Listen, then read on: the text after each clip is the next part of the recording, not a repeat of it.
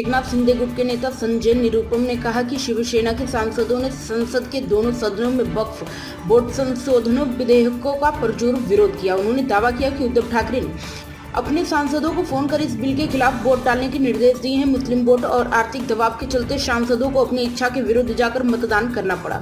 बाला साहब की आत्मा नहीं करेगी माफ। संजय निरुपम ने उद्धव ठाकरे पर निशाना साधते हुए कहा कि बाला साहब ठाकरे हमेशा हिंदुओं के लिए काम करते रहे, लेकिन उद्धव ठाकरे ने वक्फ पर मतदान कर मुस्लिम संगठनों को खुश करने का प्रयास किया। उन्होंने कहा कि आज उर्दू अखबारों में मुस्लिम नेताओं द्वारा उद्धव ठाकरे की सराहना की जा रही है और उन्हें मुस्लिम हृदय सम्राट बताया जा रहा है। निरुपम ने आरोप लगाया कि याकूब मेमन की कब्र के सुशोभीकरण का भी दबाव उद्धव ठाकरे के नेतृत्व में स्वीकार किया गया। उन्होंने ये भी कहा कि बाला साहब की आत्मा उद्धव ठाकरे को कभी माफ नहीं करेगी।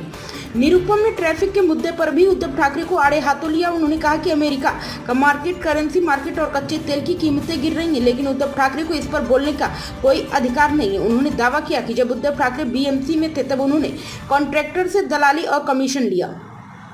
निरुपम ने एनसीपी नेता शरद पवार की सराहना की और कहा कि उनका स्वागत करेंगे क्योंकि उन्होंने समझदारी दिखाई और बिल का समर्थन किया। उन्होंने कहा कि शरद पवार जो कि सेक्युलरिज्म के विरोधा माने जाते हैं, उन्होंने मुस्लिम संगठनों के दबाव को नकारते हुए बिल के समर्थन में मतदान किया।